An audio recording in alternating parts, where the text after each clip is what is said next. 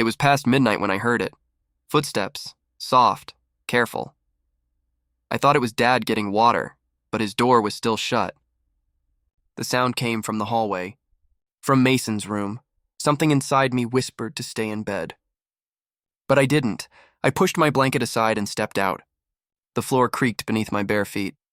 I saw the light, thin and gold, spilling through Mason's half-open door.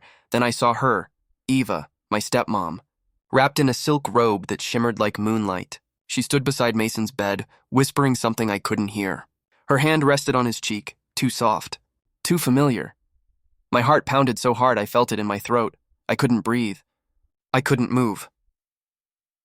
When Mason turned his head, her fingers brushed his lips before she stepped back. The door closed gently. I stayed frozen in the dark. What did I just see? I waited until her steps faded down the hall before I went back to my room. My hands were shaking. Maybe it was nothing.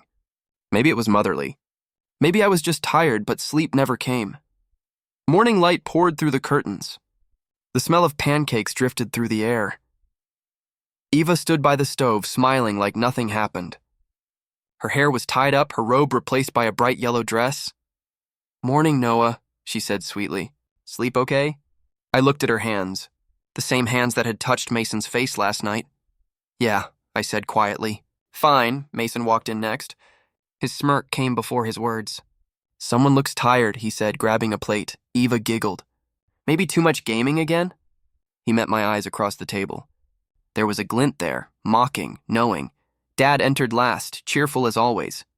"Family breakfast, finally," he said, kissing Eva's cheek. "You spoil us, honey." Eva smiled at him, her eyes glowing with affection. Or something that looked like it. I couldn't eat.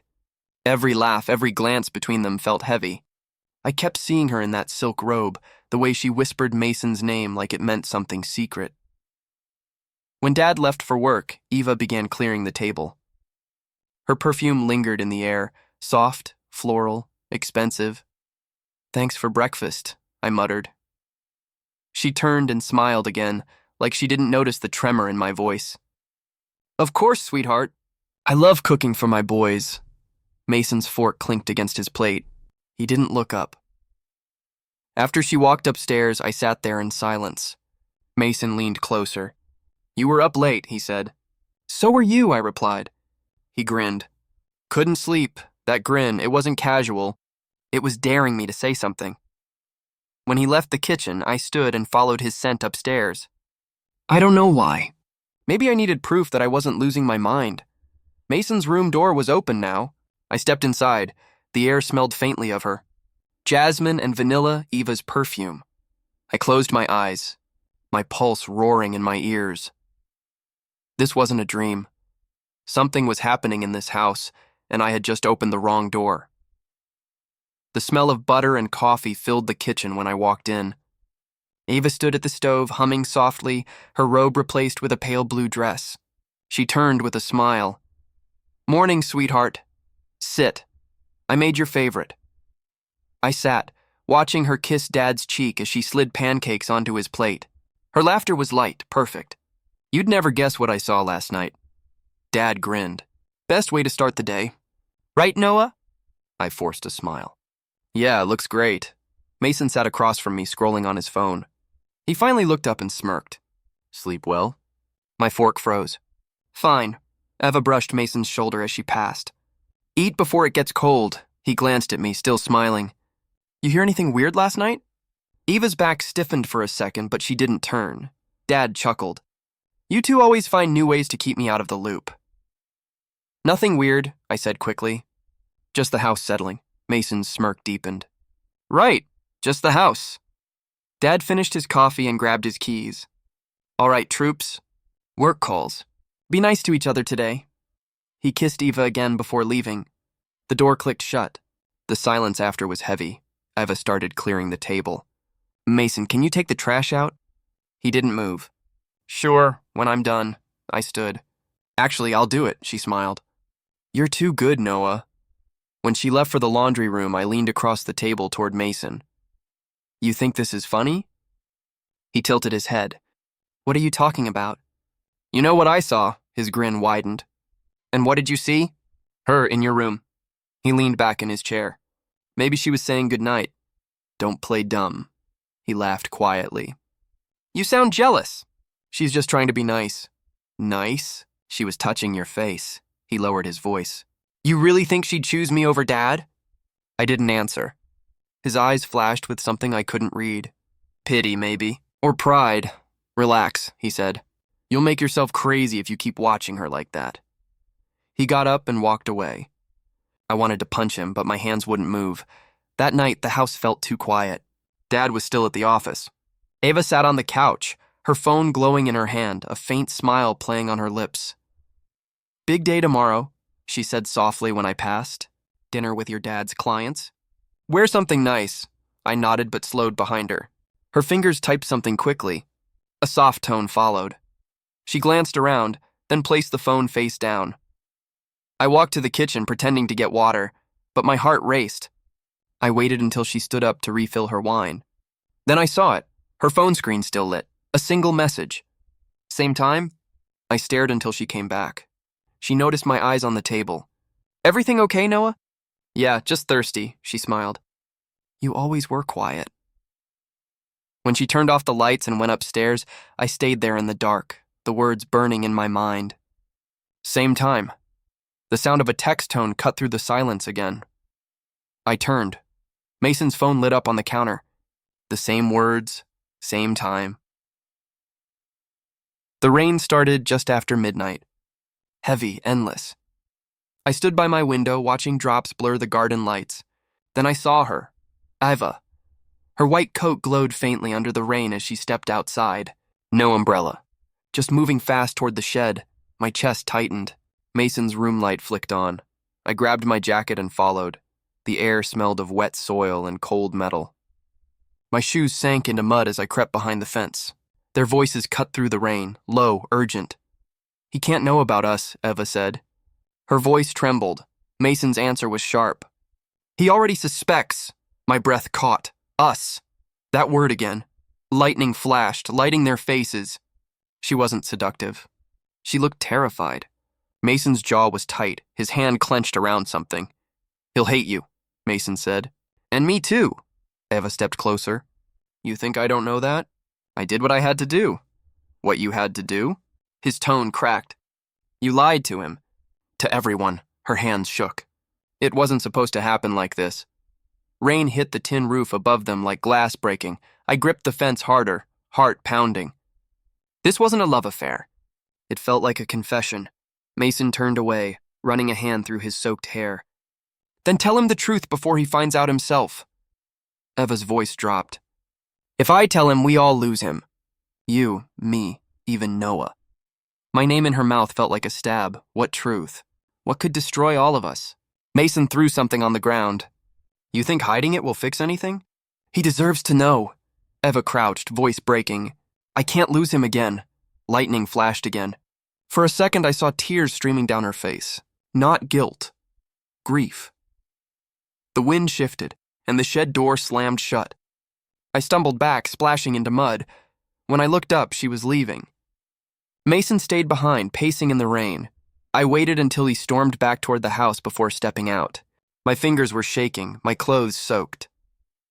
On the ground where she'd knelt, something white fluttered in the puddle. A folded paper. I picked it up.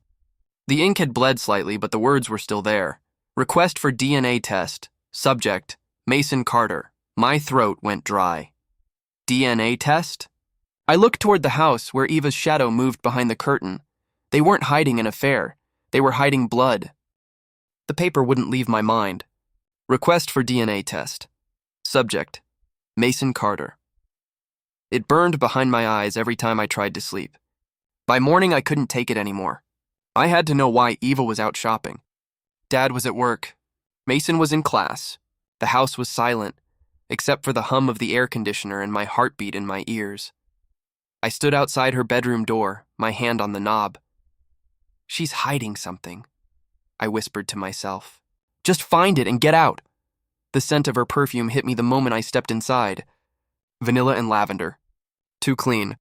Too perfect. I pulled open drawers, careful not to make noise. Jewelry, lipsticks, receipts. Then at the back of the lowest drawer, I saw it. A cream envelope. On the front, in neat handwriting, private, for Richard. My pulse quickened. My father's name. I hesitated, then tore it open. Inside was a hospital bill dated 19 years ago. Long before she married my dad. The patient's name made my throat tighten. Victor Hale. I whispered it out loud, testing the sound. Who are you? I flipped through the pages. Medical charges, maternity care, discharge summary. It all pointed to one thing. Eva had been in a hospital for childbirth 19 years ago, before Mason was born. My mind raced. Was Mason not my dad's son? Or worse, was this Victor Mason's real father? The floor creaked behind me. I froze. Noah. Her voice was low, steady. Too steady. I turned. Eva stood at the door, shopping bag still in her hand, water dripping from her umbrella. Her eyes went from me to the open drawer, then to the envelope in my hand. For a moment, she said nothing. The silence between us felt heavy enough to crush me. Why are you in my room? She asked finally. I just wanted to understand, I said. You were in Mason's room. Then there's this DNA test and now this bill. Give it to me, she said quietly. I held it out, but she didn't take it. She stepped closer instead, her voice softer but colder. You think you're protecting your father, don't you? I just want the truth, she let out a shaky laugh. You wouldn't know what to do with it if you had it. Her perfume was stronger now, almost dizzying. Who's Victor Hale? I asked. Her eyes flickered just once. That doesn't concern you. It does if it destroys this family. She finally took the envelope, her fingers brushing mine. The contact sent a shiver through me, not because it was warm, but because it wasn't. You shouldn't have looked in there, Noah. Her voice had no tremor now. Just finality. She walked past me and closed the drawer carefully, as if sealing a secret back into the dark. When she turned again, her expression had changed. Soft, controlled. Your father doesn't need to know about this, she said. Promise me. I couldn't answer. My throat was tight, my chest burning. She stepped closer, whispering, You're smarter than Mason. Don't ruin what's left of this family. I wanted to speak, to yell, but all I managed was a single question. Are you afraid of the truth, Ava? Or of me finding it? Her eyes darkened. Both. She walked out, leaving the scent of her perfume and the sound of my own heartbeat in the empty room. Her perfume reached me before her voice did. I was halfway down the hallway when Eva's hand caught my wrist. Stop. I froze. The light from the window cut across her face, half shadow, half smile. If you love your father, she whispered, you'll stay quiet. Her tone wasn't angry. It was gentle. Too gentle. I tried to pull away. You can't just threaten me. I'm not threatening you, Noah. Her fingers slid off my wrist, slow and deliberate. I'm protecting what's left of this family. I laughed quietly. By lying? Her eyes flashed. By surviving, she stepped closer. I could smell her perfume, warm and suffocating. You think you know everything because you found one envelope. You don't. Then tell me. She looked at me for a long moment. The air between us felt charged, like the moment before lightning. You wouldn't understand, she said. Try me. Her expression softened, just for a second. Your father deserves peace. Don't take it from him, I shook my head. You're afraid of him finding out. That's what this is about. Her lips twitched. Maybe I'm afraid of you. Before I could react, she leaned in. Her hand rested on my shoulder, her lips brushing my cheek. Not tender, but deliberate. A warning disguised as affection. The whisper followed like smoke. Keep this between us. When she stepped back, I could still feel the heat of her skin. My heartbeat was loud enough to drown the silence. Then her voice changed, cold again. You should focus on your own life, Noah. She turned and walked away, her heels echoing down the hallway. I stayed there, frozen. My cheek burned where she had touched me. It wasn't a kiss. It was a threat. Later that evening, I sat by the stairs trying to clear my head. Mason's voice cut through the quiet. She got to you too, didn't she? I looked up. He stood on the landing smirking, arms crossed. What are you talking about? You think she's some saint? He said. You're just another piece in her little game. You don't know what she told me. He laughed under his breath. I don't need to. I've lived with her long enough. There was pain behind his sarcasm, but he hid it well. She's not the villain you think, I said. He leaned forward. And she's not the mother you wish she was. The words hit harder than I expected. Don't get in the way, Noah, he said. You'll just end up broken like the rest of us. Then he walked off, leaving me alone with the sound of the ticking clock and the weight of his words. That night, the house felt alive with secrets. Every glance at dinner meant something different. Every sound made me look up, expecting another lie to fall. Eva's smile was practiced. Mason's silence was sharp. Dad didn't notice a thing. He just lifted his glass and said with a grin, "Family trip this weekend." No excuses. My fork slipped from my hand. Eva's eyes met mine across the table, calm but unreadable. Mason's jaw tightened. A family trip, together, in one house, for an entire weekend. Dad's laughter echoed through the cabin like it belonged to a different world. "Look at this place," he said, setting down the bags. Fresh air, quiet water, no stress. I wanted to believe him. But every time Eva brushed his shoulder or kissed his cheek, something in me twisted. Mason barely looked up from his phone. "Yeah, perfect family trip."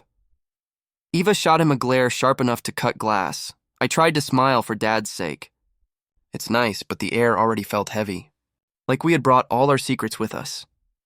Dinner was quiet except for the sound of forks scraping against plates. Ava kept refilling Dad's glass, her smile fixed and practiced.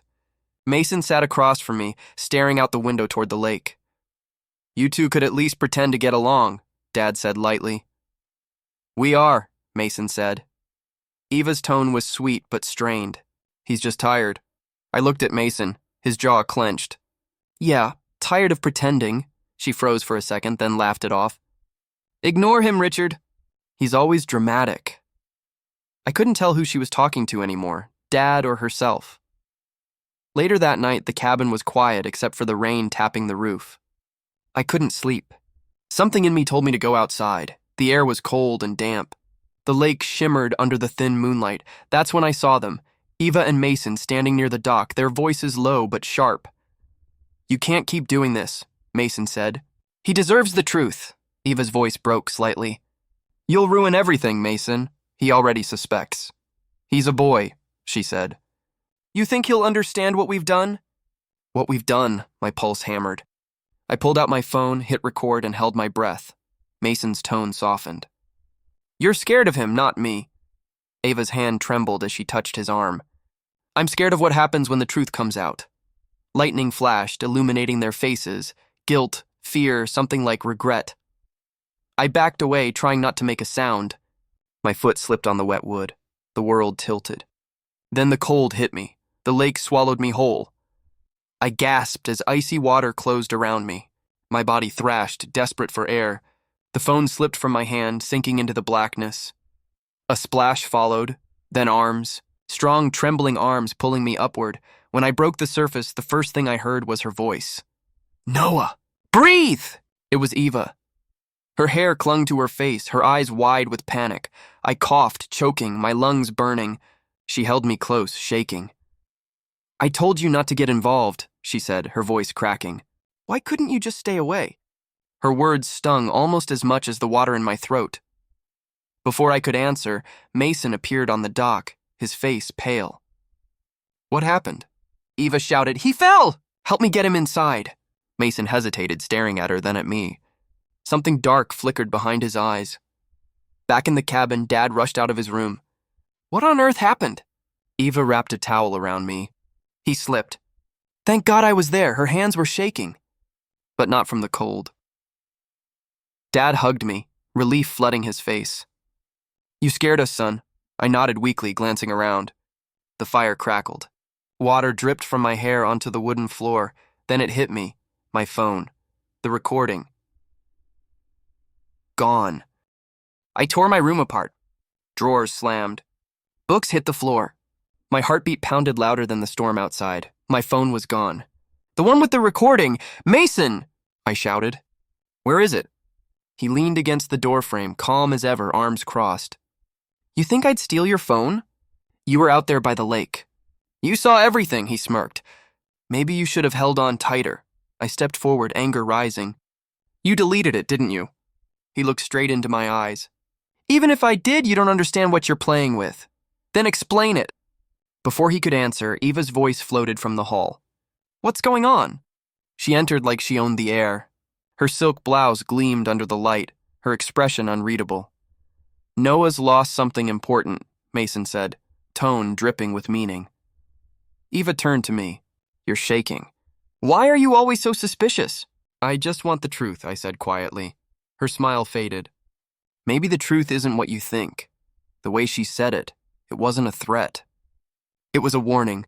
I sat in the dark for hours after that, staring at the rain on my window, her words stuck in my head.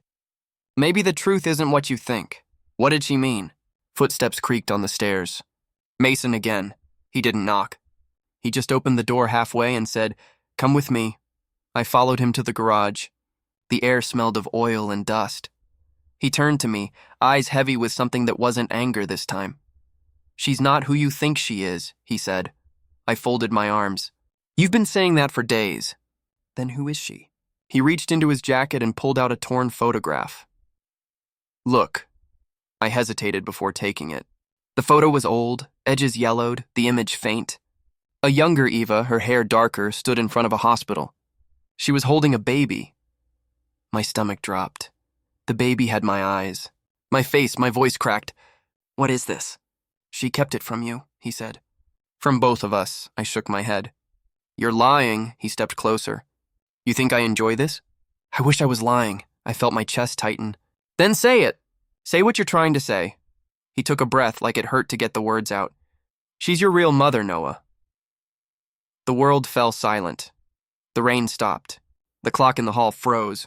All I could hear was my pulse. Pounding in my ears, Eva, my stepmom, my real mother. Mason watched me, waiting for me to break. I backed away, gripping the photo until it crumpled in my fist. No, I whispered. You're lying, he shook his head. Ask her yourself. I looked at the torn picture again. Her face, the same smile I'd always hated for being fake, suddenly looked different, softer, sadder.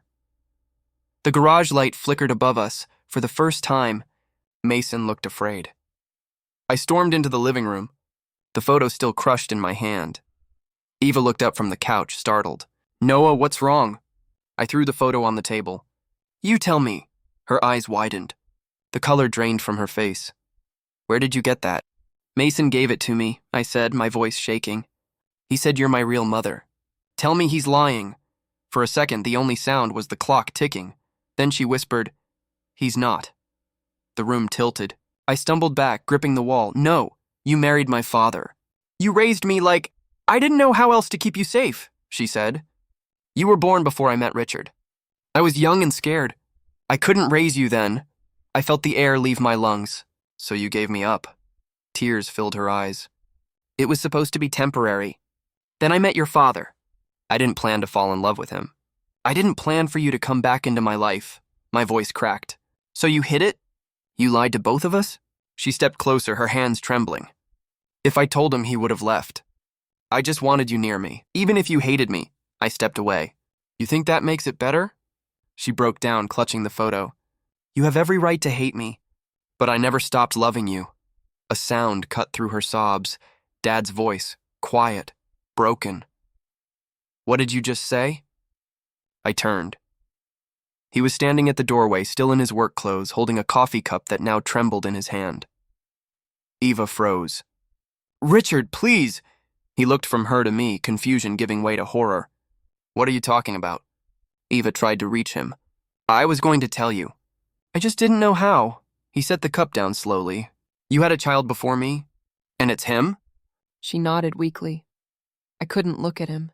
Dad's voice cracked. All these years you made me think I was his father.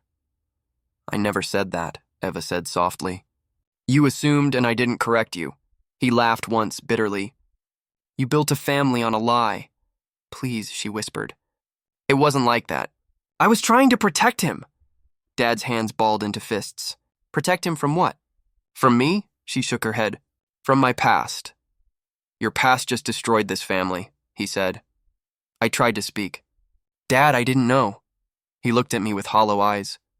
You shouldn't have to pay for her lies, but I can't look at either of you right now. Eva took a step toward him. Richard, please. He turned away, his voice barely audible. Get out of my house. Eva froze. The silence was unbearable. My chest ached. I didn't know if he meant her or me, maybe both. The house felt colder after she left. Her perfume still lingered in the hallway, but the warmth was gone. Dad's voice from earlier still rang in my head. Get out of my house, she didn't fight him. She just packed her bag, kissed the family photo on the wall, and walked into the night. Now, everything was quiet. Too quiet, Mason broke that silence first. He stormed into the kitchen, eyes red, jaw tight. This is your fault, he said. I looked up from my untouched plate. She lied to everyone. She lied to protect you, he snapped. You don't get it. You never will. She lied to Dad too, I said. And to you, he slammed his hand on the table. You think I don't know that? You think I liked watching her destroy herself to keep this family together? The words cut deep. I wanted to hate him, but I couldn't, because he looked broken too. Days turned into weeks. Dad barely spoke to me. He ate in silence, went to work early, came home late. I moved into the attic. Away from the tension, away from everything. Up there, the air was thick with dust and regret. Some nights I replayed her words in my head.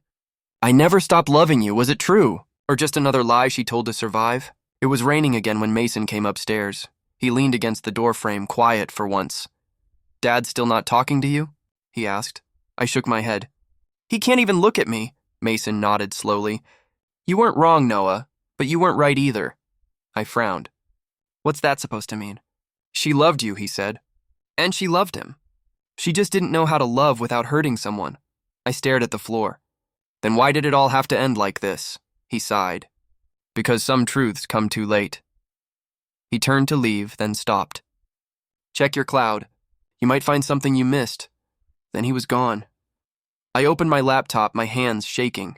The cloud backup loaded. A video appeared. One I thought was lost forever. The recording from the lake. I hit play. Eva's voice filled the room. He deserves to know the truth before I go. She wasn't flirting. She was confessing. Her face was pale, her eyes red from crying. Mason stood beside her, tense. I can't keep lying to Richard, she said. And Noah deserves to know who I am. Mason looked scared. He'll hate you. Maybe, she whispered. But he'll finally be free. The screen froze. My throat tightened. She wasn't cheating. She was trying to tell me the truth, and I destroyed her for it. My phone buzzed. An unknown number. I hesitated, then answered. Noah? Her voice shaky, weak. Mom? I whispered. She paused. I need to see you. It's about your father. Rain slid down the cafe window like tears. She was already there when I arrived. Same black coat, same tired smile. I stood for a second, watching her stir her coffee that had already gone cold. Sit, Eva said quietly. I did. My hands trembled against the cup the waiter placed in front of me. She looked older. Or maybe I was seeing her clearly for the first time. I wasn't sure you'd come, she said. I wasn't sure either, I replied. But you called. She nodded, eyes flicking to the rain outside. I'm leaving tonight. My chest tightened. Leaving where? Somewhere far. Somewhere quiet. I searched her face for something familiar. The woman who once smiled in our kitchen, the one who made my dad laugh. But all I saw now was a stranger with my eyes. I loved him, she said softly. And I love you. But I can't fix what I broke. I swallowed hard. Dad sent the divorce papers, didn't he? Her lips trembled. He did. I signed them. The silence after that felt heavier than any scream. Mason moved out too, she added. He said he needed time to think. I looked down. We all do. Eva reached into her bag and pulled out something small. A photo, folded and worn. I opened it, a younger version of her, holding a baby. Me. My breath caught. You kept this, I said. She smiled faintly. Every year I looked at it and wondered if I'd ever have the courage to tell you. Why didn't you? Her eyes filled. Because I thought being your stepmother was better than being your mistake. The words hit harder than I expected. She reached across the table, her fingers brushing mine. It was a fragile touch, trembling, desperate. "Don't hate me for being human," she whispered. I stared at her hand, then at her. "I don't," I said. "I just wish you'd trusted me enough to tell me sooner." She smiled, and for a second it looked like peace. "Maybe in another life," she said, "we'd both get it right." She stood up. Her coat brushed my shoulder as she passed. The bell above the cafe door rang softly, and she was gone into the rain.